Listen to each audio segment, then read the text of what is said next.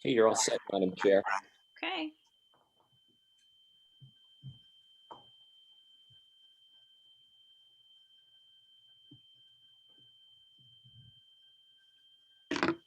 Okay, well then we'll go ahead and get started and we'll call the meeting to order at 7:05 p.m. And we'll get started with a motion to approve the agenda for this evening. Motion to approve the agenda. Can we make a motion? Can I make a motion actually instead to amend the agenda and add in a discussion around rebalancing the instructional staff between the three different schools? Second. Cross that. Okay. Okay, roll call vote for an amendment to the agenda to include rebalancing staff between the two elementary schools. Sean Nicholson, aye. Phil DeZetter, aye. Keith Ludwigson, aye. Carrie Lawrence, aye. So motion to amend the agenda passes. Can I get a motion to approve the amended agenda for tonight? Motion to approve the amended agenda Second. for tonight. Okay, and roll call vote. Sean Nicholson, aye. Phil DeZetter, aye. Keith Ludwigson, aye. Carrie Lawrence, aye. So the agenda is approved for tonight. And we'll move on to new business, which is starting with a rescheduling of the date for the joint town meeting. And I believe in addition to that, if we are in agreement to move the meeting, we're also going to need to talk about a warrant for the posting of that meeting as well. So if I could speak to that, I've shared Carrie and the rest of the committee with all of you a draft warrant, which I've shared with both town clerks. Thank you, Carrie, for picking up on that small typo. But essentially, it lists what would be one article to consider the warrant. And I am making the recommendation saying that our joint town meeting is scheduled for August 7th. That has become almost like a moot point now, now that the Mendon Select Board has scheduled August 9th. So my recommendation, and again, all the many conversations that we've had with respect to a sense of urgency, is to reschedule the joint town meeting for Thursday, August 12th. It fits in the requirements that we would have per state law as far as being able to sign off on that warrant by a quorum of the committee and then getting it to our two towns so that it can be posted on the websites and at least a couple other places in town. And, you know, there is a posting requirement of 14 days. And then we would also have to post it in the Milford Daily News, because unfortunately we're a little past the deadline for the town crier. So that's the process, I think, also for consideration by this committee. You will have to next week also have a joint meeting with the two select boards for the discussion of a moderator for this meeting. So I think that it'll be necessary to have a vote to change the date and then also to approve the warrant so we can proceed with that process.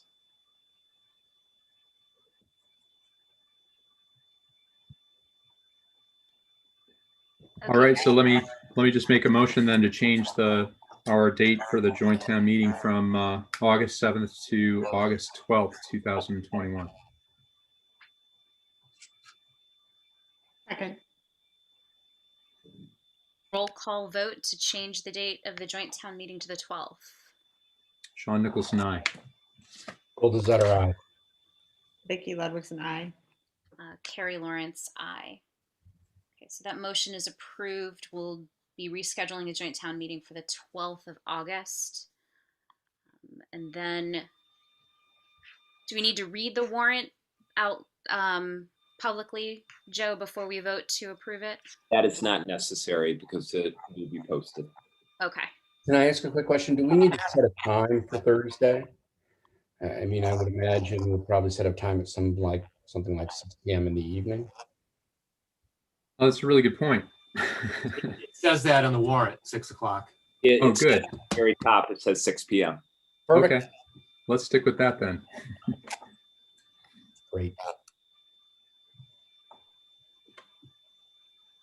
And in the warrant itself, in reading through it just real quick, we only need to define we need to only define really we're voting on our budget. We're not voting on the distribution or the allocations back to the towns because those have already been defined within the formulas we have already, correct?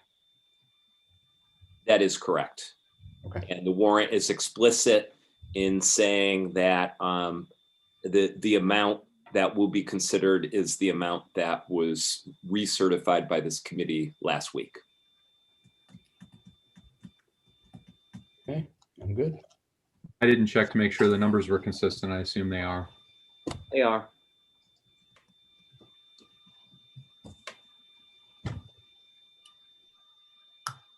Okay, then if there's no further discussion, I think we're ready to accept a motion to approve the warrant. I make a motion to approve the warrant as written. Second, Okay, roll call vote. Sean Nicholson, aye. Phil DeZutter, aye. Vicky Ludwigson, I. Lawrence, aye. And the motion passes to approve the warrant. Carrie, if I could bring up a couple corollary issues. One is simple, one is not so simple. So I'll start with the simple one first. I know that this was discussed at the last meeting, and I think, Vicky, you brought this up. I also think the committee should take some action tonight, seeing that Mendon special town meeting is on Monday, August 9th. There's a regularly scheduled school committee meeting that same very night. I think it would be in everybody's best interest to reschedule that for a week later to Monday, the 16th. If there is a positive outcome, I'm sure Maureen will have a lot of information to share and a lot of updates to share with the committee. And as traditionally, those two meetings in August are usually pretty busy for the committee because there's a lot of back to school issues to sort through. So can I ask a tactical question? Because that's a good point, Joe. Should we move the meeting just one day then? Because we'll need to then, if it does, result in a positive outcome, well, then we would need to vote basically to cancel the joint town meeting, correct? So this is a great question. And this was, I'm glad you asked that question, Phil, because this is issue 2, which is not complex, which is a little more complex. And I'm waiting to get a answer from our legal counsel, Mike Long. I had a very good conversation this afternoon with Kelly McElrath, and we need to get a legal opinion with regard to should we proceed with this joint town meeting and we post the warrant. There is some sentiment that you would have to go forward with the joint town meeting. Now, assuming a successful outcome at the special town meeting on August 9th, the implication could be you go forward with that meeting, and when the meeting opens and convenes, somebody makes the motion to bypass Article 1, and it's voted upon, end of story, and then you vote to adjourn the meeting. I am not certain on that, but I will get the legal opinion from Mike Long as far as the mechanics. So I say that in saying I think it's the hope that scheduling this joint town meeting for August 12th will be a moot point.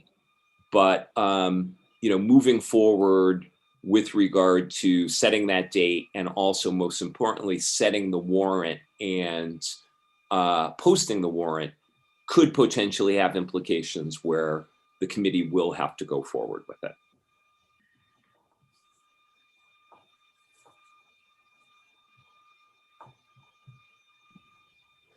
Okay, well then I guess we gotta wait for the, I mean, we don't necessarily need to cancel the meeting now, or we can move it.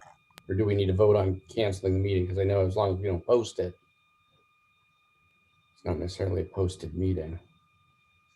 Well, what if we schedule the regularly scheduled meeting for a week later, as is suggested, and then if it's necessary to have an additional special meeting for us, we can do it the day after. No, that works.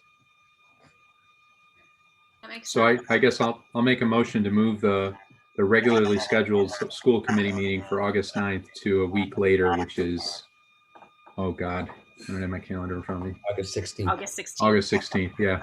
7 + 9. Second. Roll call vote. Sean Nicholson, aye. Bill Desotter, aye. Vicki Ludwigson, I. Mary Lawrence, aye. Motion passes. We'll move the meeting to the 16th. Nice math, Sean. I like that. More back to school work is needed than we thought, huh? Learning Telling me. Okay. Then looks like moving on in the agenda. Excuse me, Carrie. Sorry. You also, if my short-term memory serves me correctly, I don't think as a committee you voted to approve the warrant. Oh, I thought we did. I think we did. You did? Yeah, we did. Yeah. Okay. All right. I apologize. I'm wrong. No worries. I appreciate somebody's checking behind me. Carrie, can I interrupt for a second as well? Yes, please. There's Yep. some other things related to the joint town meeting that I think you guys have to consider. Like, if we're doing it at Nipmuc, are we talking about doing it outside or inside?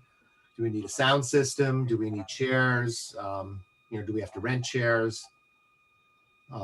I think a lot of that has to get figured out, specifically sound. If you're going to do it outside, you're going to need somebody with a sound system, and I don't think the school has one that can handle that. They might, and if I think they've used something at graduation on the football field, but I don't know if it was somebody that came in with a system or if it was a district stuff that's. So what I would recommend is that we reach out to Kelly and we look to leverage the same approach they did for the Upton town meeting, which had a sound system, a screen, a platform, chairs, all of that, and that we look at that cost and we look at that component as part of it, insert terms of the planning, and see if we can't reach out to those organizations to get that in place, or at least prepared. Well, as we were sort of talking about earlier with the very wet weather we've had, do we need to, if we're doing it outdoors, do we need to have a rain date? Is that something we would need to consider? Or is it just you show up and you get wet? Well, so to avoid that whole situation, could we have it in the gym? That's what I would probably recommend, is you hold it in the gym, because you can seat a lot more people there than the auditorium. They do have some kind of sound in the gym. I don't know what exactly, but they have something. But we could also talk to Simon, because I think he does have a portable system that he uses for the Pops concerts. And then it's just a matter of how many chairs. You have bleachers out on both sides. That's probably 600 people right there. We probably have enough folding chairs to go on the floor then. Yeah, I believe the capacity of the gym, like set up for graduation, I thought was like 1,200 people. That would probably cover the amount of people that would show. I mean, I think if I think about I think it will be bigger, but if you think about the largest kind of town meeting in the last couple of years in Upton, it's probably, and Kelly, you can keep me honest, but I think it's about 400 people is the max that we've had. And then if I look in Upton, I think the max has been somewhere around 150 to 200. So if you take that and double it, we're looking right around that size. So.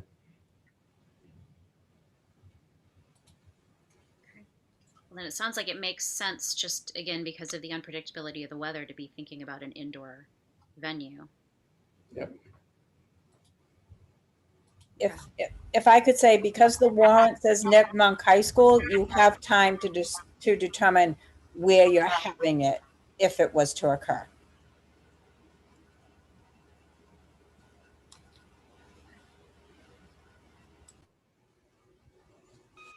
Right. So Jane, I'm sorry, besides what else did you say we really needed to decide upon besides just Well, chairs, I mean, it depends on, I think when Upton did their annual town meeting, they probably rented chairs or used some district chairs and brought some in. I know in Mendon, we told people, bring your own chair. So, and that worked fine, but that's an outdoor setting. We did do that inside once as well, and it worked okay, but we set some chairs up in addition to that. I'm just thinking like, a projector and a screen. If you're in the gym, there really isn't a projector and a screen. And I don't know that we have a portable one that's big enough and you can project on the wall maybe. But then again, do we really need to project anything? I mean, Yeah, voting on the budget has been explained ad nauseum. My understanding is that the budget as it's being presented can't be amended on the floor of this type of a meeting. It's either voted up or down. So I don't know that you'd really need that either. I mean, it could be a very quick meeting, and hopefully you're not going to need it. I'm fairly confident that the budget's going to get approved at Mendon's special town meeting. Carrie, if I may, I would recommend that, Jay and I already started kind of some of the things that we'd need to look into. If Jay and I are tasked to just try to reach out and get that information that we need. And maybe if there was one person from the school committee who wanted to be a liaison with us, just as things came up or questions, then we could work with one person. And then when we come back next week, we can communicate it out with everyone of where we're at with information that we gathered. But we'd be happy to do that. No, I think that's good. I strongly urge you to connect with Kelly and Dick, because they had portable screen, they had portable sound system, they had portable wireless, they had all of that stuff set up in the field. And I think the same stuff would be mobile and would fit in the gym. So I think the same stuff is there from a chair rental perspective and all of that. So, I mean, I know John and Mary can have that as well from a graduation perspective. So we've got, we've got the pieces. So, but I think it's to your point, I think it's good to get the logistics squared away sooner rather than later. No, I agree. And I think that sounds like a good plan. Does anybody want to volunteer to be their liaison off of our team? You mean before I'm appointed? I wasn't going to say that. I was actually going to say Dorothy since she's not here, but that's probably not fair. That's actually a good idea. I mean, this is going to take place in Upton, so does one of the Upton representatives want to take the lead on that, or? I'm happy to do it because I know I've had the conversation before with Kelly and Dick. Very good. Okay. All right. Okay. So do we have all of our bases covered then at this point? Does it sound like? Okay.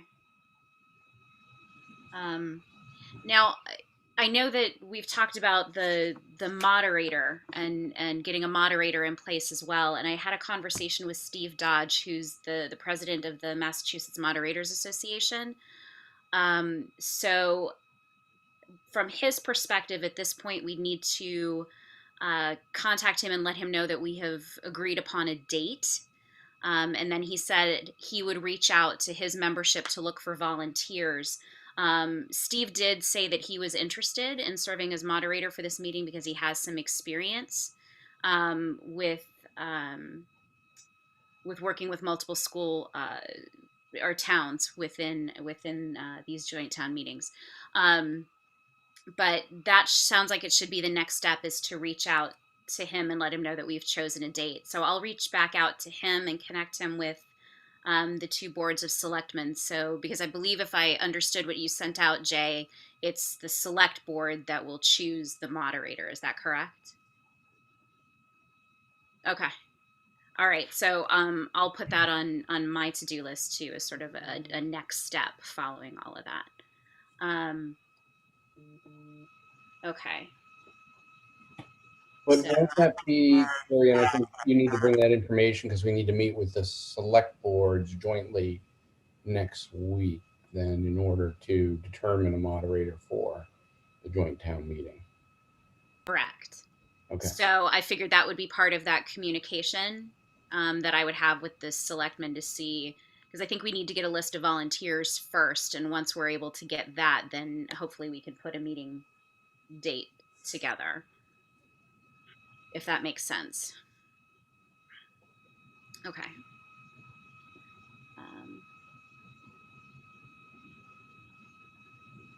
Okay. The red part of the storm is here now. Uh-oh. Yes, there's lots of rain happening I now. know it's probably at Ricky too. Well, that usually means I lose internet connection. So if that happens, Phil, you're in charge. So, okay. So I think if I'm correct, that means we've addressed the next steps in the agenda, which means we can move on to talk about the rebalancing of staff between the two elementary schools. And Joe, I believe you had some information that you could share with us about. You had some thoughts on that. Absolutely. I've shared with the committee where we are in the enrollment and class size process for both Clough and Memorial. And you can see that, generally speaking, the enrollment is lower in Mendon and Clough than it is in Memorial. And I know that there's been some concerns, particularly after the last school committee meeting, when I talked about some of the choices that we would make and some of the cuts in choosing to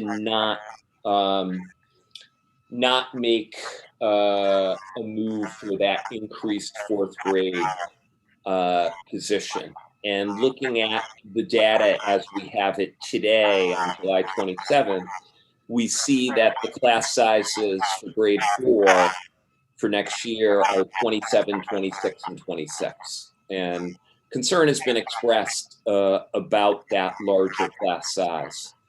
So I think the strategy moving forward that is a smart and viable strategy that also would be budget neutral is realizing that we do have a staff member at Clough who is out on layoff. And the mindset would be assuming that we have a successful outcome vis-a-vis either the special town meeting or the joint town meeting, that individual could be plugged into the Clough staff. The Memorial staff. And as a result, your average class size at grade 4 goes down to a much more manageable 20. So I wanted to point that out in response to some inquiry and some general concerns about it. If you look very carefully at the class sizes, and we invariably have this discussion in September and October when the kids are coming back, and then when we look at the official October 1st enrollments, it's virtually impossible to ensure that you have perfectly and equally balanced class sizes at every grade level between the two schools. We've kind of seen a pattern where, again, Clough does tend to be a little bit smaller because we've had some larger enrollment decreases. But I think in the big picture, in looking at where we're going to be, again, with a successful outcome, the class sizes across the grade levels are fairly reasonable. I do want to mention also a caveat with the Clough situation in going down to 2 sections. It's actually 3, including Spanish immersion, but 2 non-Spanish immersion sections of 24 and 25. Jan Gallagher, who's the principal, has expressed some concern, and you see a notation that it's estimated that there's up to 9 students in that grade level, and that last school year, either parents looked for different options or they went to a homeschool type situation. So that's something that I think moving forward, that the district and the committee is going to have to watch very, very carefully, because you could have a situation where, say, 5 or 6 of them come back. You could find yourself in the same exact situation that you find yourself at Memorial with regard to class sizes at 26 and 27. I think honestly, in the big picture, we are generally very, very stable as a district. However, as we talk about every single year, you do end up with folks who move in, or they enroll their students at the absolute last minute towards the end of August.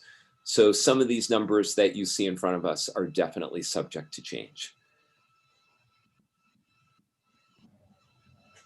So I think your proposal and your idea is a good one, definitely from the standpoint of looking at what's there.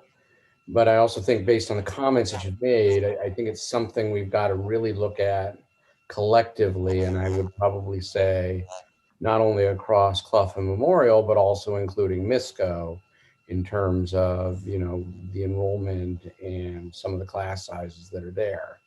I think, we've got some fairly significant discrepancies, and we all know that when you get, larger class sizes at the elementary level, it has longer term effects into the system. And so, trying to make sure we've got those balanced out in the right way would be good. And I think, to your point, we won't know exactly what the class size numbers are until we get to the very beginning of the year.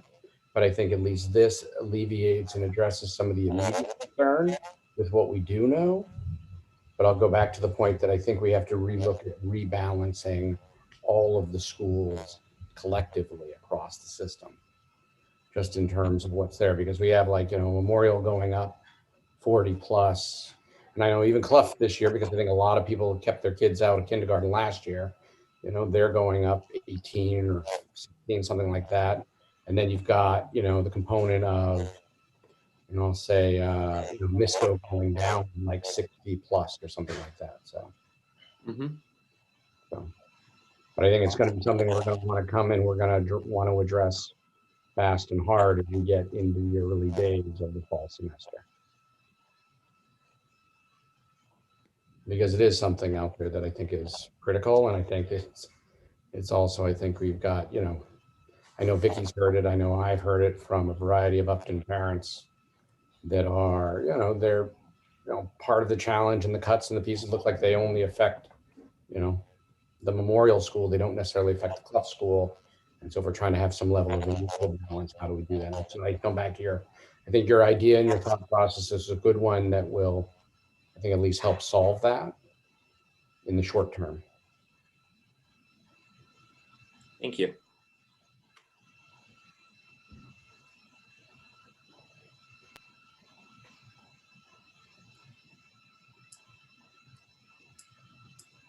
Okay, do we need any additional discussion on that? There is a question from Gina, parent in Upton, I believe. Okay. Thanks, Sean. I was just actually getting ready to say we should open for community comments, so we can go ahead and jump to that. So Gina asks, what will be the class size for the 3rd grade, both Spanish and English? If Gina is referring to Memorial, then as you can see in the delineation, the sizes would be 22, 21, 21. And should we be successful again, you'd be talking about 16 for the Spanish immersion. The second question, will social distancing be possible with higher class sizes? I think I don't know if, people watching or the committee watched the news this evening, but the CDC came out with guidance recommending masking for both students and staff for this coming school year. We are still waiting guidance, and we anticipate getting guidance very, very shortly within the next week or two with regard to social distancing, whether we will start the year with that same parameter of a minimum of 3 feet of distance between students. If that's the case, that obviously will have some implications with regard to how we set up our classrooms. But if we are in that same place, we will be able to fit all of our students. Are these class sizes higher than the national average? In my humble opinion, absolutely not. I think if you were to look at where we are, again, in normal times, it's very commensurate with a similar district with a similar demographic profile.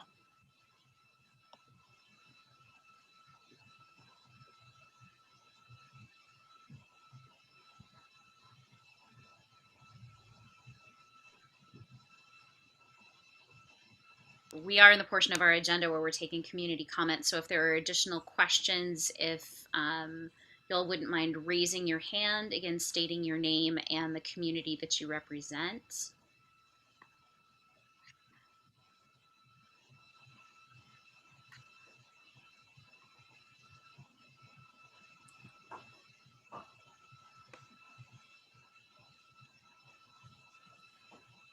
Okay, last call, and not seeing any additional hands. We'll move on to other matters not anticipated by the committee within 48 hours of the posted meeting.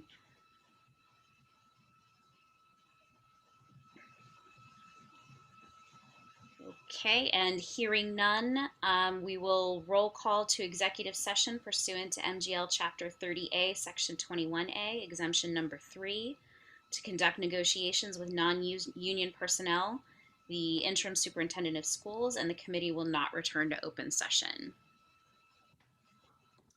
Sean Nicholson, aye. Phil Desetter, aye. Vicki Ludwigson, I. Dorothy Scally, aye. And Carrie Lawrence, aye. This meeting is